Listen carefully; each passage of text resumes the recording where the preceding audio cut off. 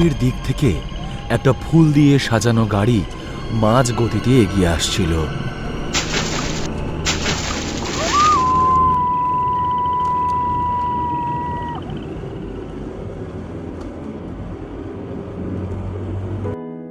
গাড়িতে ড্রাইভারের সাথে সদ্য বিবাহিত দুজোড়া দম্পতি, আদিত্যর সাথে কাজল এবং করণের সাথে মেঘা বসেছিল। তারা বিয়ে করে বাড়িতে স্ত্রী নিয়ে ফিরছিল। তাদের বাড়িটাও অনেকটা দূরে ছিল। আদিত্য আড় চোখে কাজলের দিকে তাকালো আর চুপি চুপি কাজলের হাতটা ধরল। কাজল আদিত্যর দিকে তাকিয়ে মিষ্টি করে হাসল।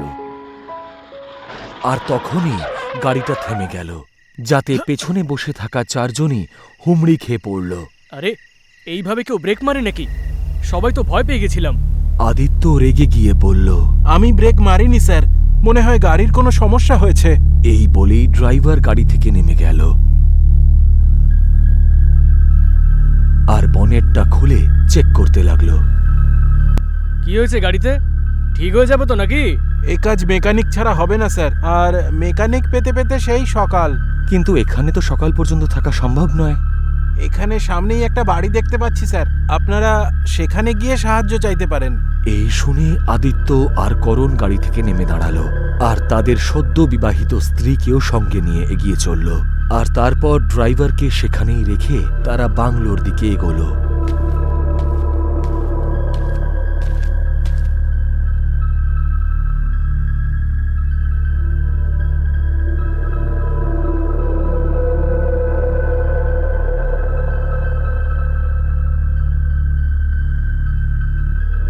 সেখানে গিয়ে তারা কলিং বেল বাজালো আর তখন একজন মাঝবয়স্ক ভদ্রলোক বেরিয়ে এলেন।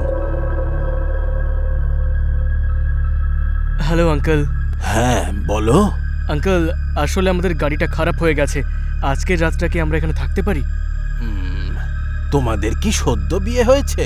এই শুনে আদিত্য একবার করণের দিকে তাকালো আর বলল, হ্যাঁ আঙ্কেল, আমাদের আজকেই বিয়ে হয়েছে। আমরা আমাদের বাড়ি ফিরছিলাম। আমার কোনো ঘর ফাঁকা নেই।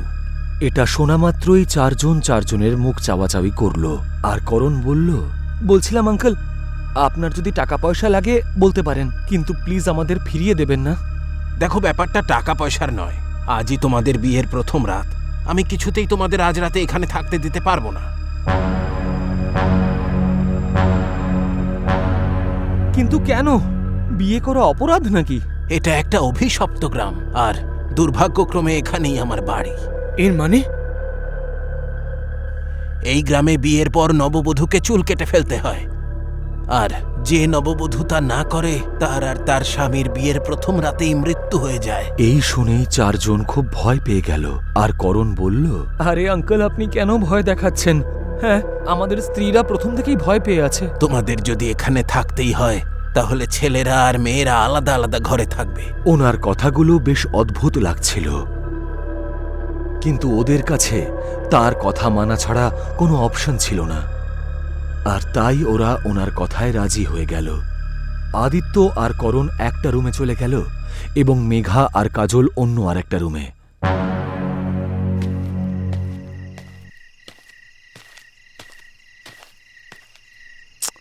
কি ফালতু লাগছে ভাবতেই পারছি না। প্রথমত আমরা বিয়ের প্রথম রাতে বাড়িতেই পৌঁছতে পারলাম না, আর দ্বিতীয়ত কাকু কি সব বাজে বাজে কথা বলে চলেছে যে আজকের রাতে নাকি আমরা স্ত্রীদের সঙ্গে দেখা করতে পারবো না। তাতে আর কি ভাই, এটা রাত্রি তো ব্যাপার। আরে দূর ভাই, তুইও না।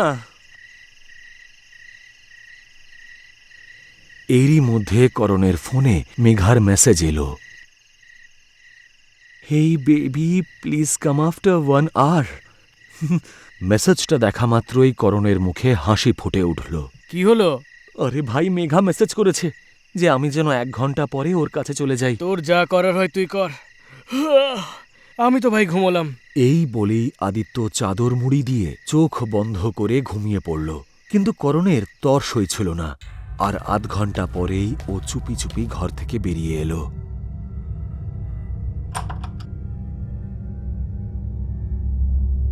আর মেঘার ঘরের দিকে এগিয়ে গেল।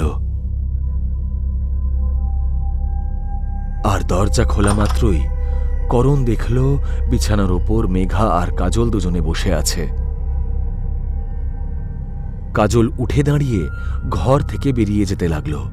করণ কাজলকে সাইড দিয়ে বেরিয়ে যেতে সাহায্য করল, আর তারপর ঘরের দরজাটা বন্ধ করে দিল আর ছুটে গিয়ে মেঘাকে জড়িয়ে ধরল। জড়িয়ে ধরা মাত্রই মেঘা একটা ভয়ঙ্কর শব্দ আর নুপুরের ছন ছন শব্দ শুনতে পেল, আর করণকে সে সরিয়ে দিয়ে বলল, তুমি তুমি একটা আওয়াজ শুনতে পেলে? আরে বাদ দাও তো, কোনো আওয়াজ শুনতে পাইনি আমি। এই বলেই করণ আবার মেঘাকে জড়িয়ে ধরল। ওকে ওকে, তুমি আমাকে 5টা মিনিট সময় দাও, আমি একটু বাথরুম থেকে আসছি। এই বলেই মেঘা বাথরুমের দিকে চলে গেল।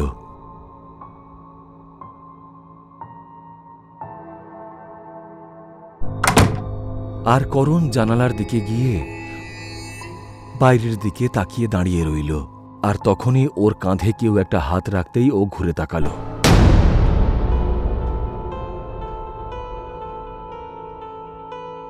আর তাকাতেই সে দেখল মেঘা চলে এসেছে। কি ব্যাপার, এত তাড়াতাড়ি চলে এলে?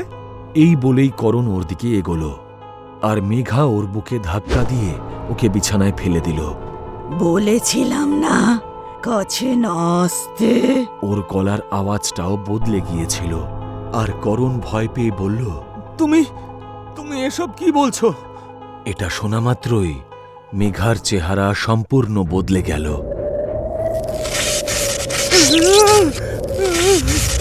বিভৎস ভয়ানক দেখতে লাগছিল ওকে। ওর সারা গায়ে সোনার গয়না ছিল, মুখটা কালশিটে পড়ে গিয়েছিল, আর চোখ থেকে রক্ত ঝরছিল। এই রূপ দেখে করণ চিৎকার করে উঠল। করণ পালানোর জন্য উঠে দাঁড়াতেই ওর চুলগুলো লম্বা হতে হতে করণের দিকে এগিয়ে এলো,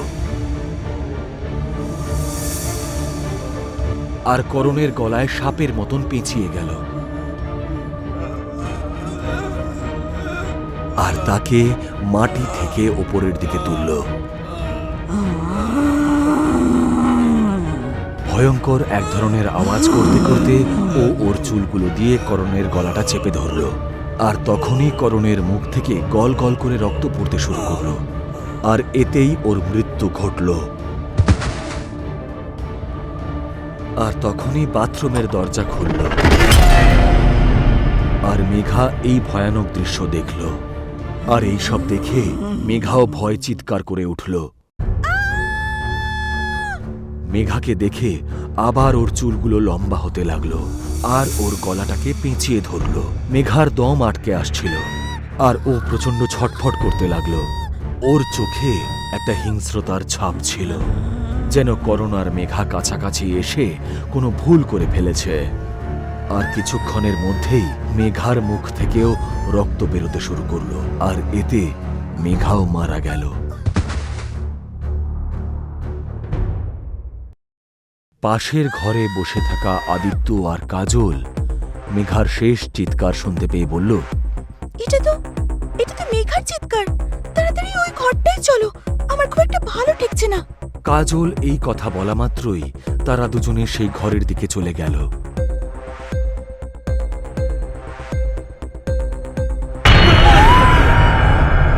আর সেখানকার দৃশ্য দেখে দুজনেই চিৎকার করে উঠল। কাজল ভয় পেয়ে আদিত্যকে জড়িয়ে ধরল। ওদের চিৎকার শুনে সেই ভদ্রলোকও নেমে এলেন। মাটির উপরে মেঘা আর করণের মৃতদেহ পড়েছিল। আমি তো বলেছিলাম ছেলেদের আর মেয়েদের দূরে দূরে থাকতে, তাহলে তোমরা কাছাকাছি এলে কেন? আমরা ওদেরকে আটকানোর চেষ্টা করেছিলাম, কিন্তু ওরা কথা শোনেনি।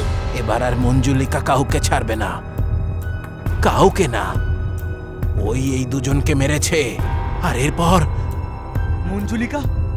আরে বলুন না, এই মঞ্জুলিকাটা আবার কে? কেন মারবেন উনি আমাদেরকে? বেশ কিছু বছর আগে মঞ্জুলিকা নামে এক সুন্দরী মেয়ের এই গ্রামে বিয়ে হয়েছিল। সবাই বলতো ওর মতন সুন্দরী আর লম্বা চুলের মেয়ে আমাদের এই গ্রামে আর একটাও নেই। ওর স্বামী পরেশ একজন নেশাখোর বাজে লোক ছিল। পুরো গ্রামে তখন মঞ্জুলিকা সব থেকে সুন্দরী হিসেবে পরিচিত, কিন্তু পরেশ ওর স্ত্রীর প্রশংসা অন্য কারোর মুখে শুনতে পছন্দ করত না। মঞ্জুলিকার সুন্দর চেহারা আর লম্বা চুলের প্রশংসা গ্রামের সবাই করত। এই ব্যাপারটা পরেশ মেনে নিতে পারছিল না। একদিন মদ খেয়ে এসে পরেশ মঞ্জুলিকাকে খুব মারধর করেছিল আর রেগে গিয়ে কাঁচি দিয়ে চুল কেটে অর্ধেক করে দিয়েছিল। মঞ্জুলিকা এই ঘটনার পর কষ্টে খুব ভেঙে পড়ে। তারপর একদিন মঞ্জুলিকা ওর ঘরে ঢুকে নিজেকে শেষ করে দেবার সিদ্ধান্ত নিয়ে ফেলে, কিন্তু মৃত্যুর আগে ও গ্রামের সকলকে অভিশাপ দিয়ে গিয়েছিল যে এই গ্রামে কোনো সুন্দরী বউ আসতে পারবে না, আর না তো কোনো লম্বা চুলের মেয়ে। তখন থেকেই এই গ্রামে যতগুলো বিয়ে হয়েছে, সেই বিয়ের প্রথম রাতেই স্ত্রীরা তাদের অর্ধেক চুল কেটে ফেলে। আর যারা এই কাজ না করে, শুধু সেই স্বামী স্ত্রীকেই নয়, তাদের পুরো পরিবারকে মঞ্জুলিকা শেষ করে দেয়।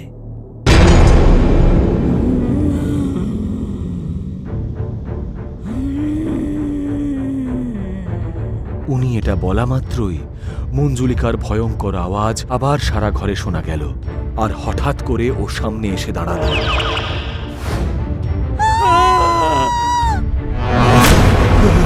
আর সে তার লম্বা ঘন চুল দিয়ে মধ্যবয়স্ক ভদ্রলোকটির গলা পেঁচিয়ে ধরল আর তার গলা টিপতে শুরু করল। এই দৃশ্য দেখা মাত্রই আদিত্য আর কাজল চিৎকার করে উঠল এবং ছুটে ঘরের বাইরে বেরোনোর চেষ্টা করল। তারা দরজার কাছে পৌঁছানোর আগেই দেখল যে মঞ্জুলিকা সেখানে পৌঁছে গেছে। তারা ওকে দেখে আবার চিৎকার করে উঠল আর অন্য একটা ঘরে চলে গেল।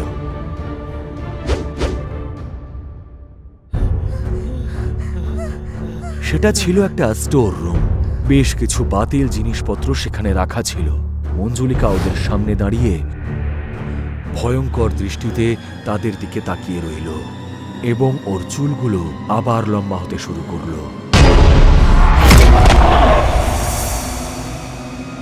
আর আদিত্যর গলা চেপে ধরল। কাজল ভয় পেয়ে গেল আর আদিত্যকে ছাড়ানোর চেষ্টা করল।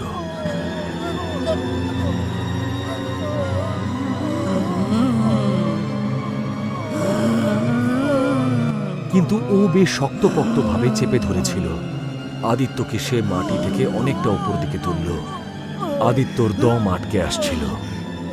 কাজল কাছাকাছি রাখা জিনিসপত্রের দিকে ঘুরে তাকালো, আর তখনই সে দেখল সামনের টেবিলের ওপরে একটা কাঁচি রাখা আছে। ও ছুটে গিয়ে কাঁচিটা তুলে চিৎকার করে বলল, মঞ্জুলিকা, তুমি তো এটাই চাও, তাই না? এই নাও। এই বলেই কাজল নিজের চুলটা কাঁচি দিয়ে কেটে ফেলল আর মঞ্জুলিকার দিকে তাকিয়ে রইল। এটা দেখেই মঞ্জুলিকা আদিত্যকে ছেড়ে দিল। আর তারপরেই হঠাৎ ওর বড় বড় চুলগুলো ছোট হয়ে গেল, আর তাদেরকে দেখে সে ভয়ঙ্করভাবে হাসতে শুরু করল। আর তারপর সেখান থেকে উধাও হয়ে গেল। কাজল আদিত্যর কাছে গেল আর তাকে সামলানোর চেষ্টা করল। আর তারপরে আদিত্য যখন নর্মাল হলো, ওরা দুজনে মিলে সেই বাড়ি থেকে বেরিয়ে যাওয়ার সিদ্ধান্ত নিল। তারা দুজনে নিজের গাড়ির কাছে গেল আর গোটা রাতটা সেখানেই কাটালো। তারপর সকালবেলা ড্রাইভার মেকানিককে নিয়ে এলো আর তারা বাড়ির উদ্দেশ্যে রওনা দিল।